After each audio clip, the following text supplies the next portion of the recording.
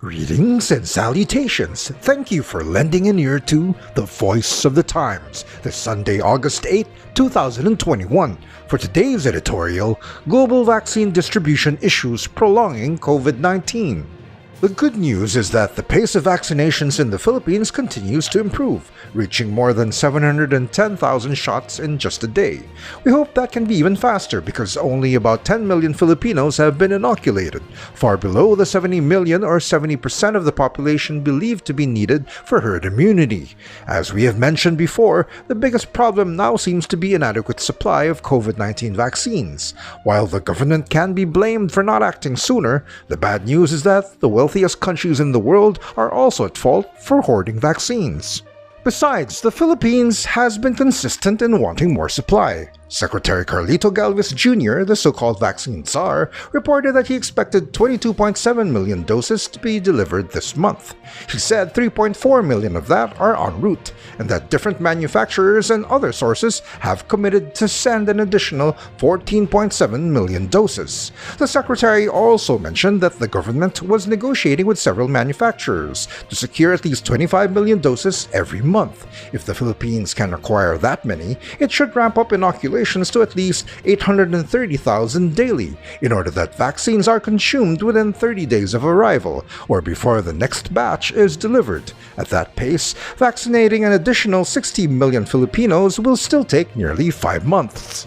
The point is that the Philippines, like many other countries, wants more vaccines. Clearly, it recognizes the dangers of a rapidly mutating coronavirus. Of course, the immediate concern is containing the Delta variant, which is more transmissible and deadlier than earlier COVID-19 strains, but the emerging Lambda variant seems even more worrisome. Scientists are validating reports that it is worse than Delta and possibly resistant to the vaccines developed so far. About solidarity needed, these recent developments underscore the need to hasten vaccinations worldwide. That requires better global coordination and solidarity, which seems lacking right now. Developed countries, particularly the United States, should sell or donate its vaccines to other nations that want these. The Washington Post recently reported that doses for as many as 13 million Americans were in danger of expiring soon. In a much smaller scale, COVID-19 vaccines were also in danger of expiring in Canada, according to the Canadian Broadcasting Corporation. The pledge by US President Joseph Biden and other European leaders to donate 1 billion doses to low and middle-income countries is not be implemented fast enough to make the world safe. This was apparent in Indonesia, which is just a ferry ride away from southern Philippines. Indonesia has become a COVID-19 hotspot, and deaths there have surpassed 100,000, while infections worldwide rose to more than 200 million. Meanwhile, in Japan, where athletes from all over the world are competing in the Olympics, health authorities just confirmed the first case of the Lambda variant.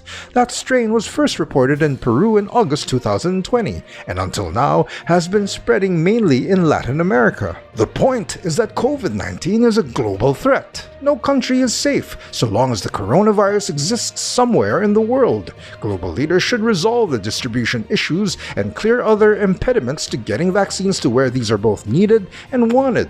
The Los Angeles Times reported that the US has the capacity to produce 4.7 billion doses by year-end, which would be 4 billion more than what it needs. That newspaper added that the Group of Seven, or G7, which are the wealthiest countries in the world, will have a surplus of about 3 billion doses by the end of 2021. More of those doses should be shared with the world. China, which is not a G7 member, has managed to do better than the wealthiest nations. The LA Times also reported that China has been inoculating 10 million people daily, enough to vaccinate its billion-plus population by this year, and in 2022, it could produce up to 5 billion doses. In fact, most of the vaccines that have been delivered to the Philippines are from China.